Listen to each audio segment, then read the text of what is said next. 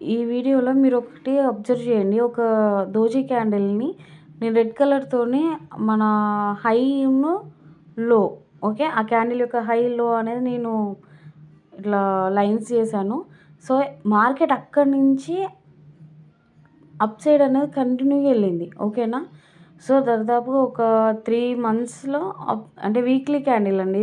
ఒక candle weekly represent చేస్తుంది.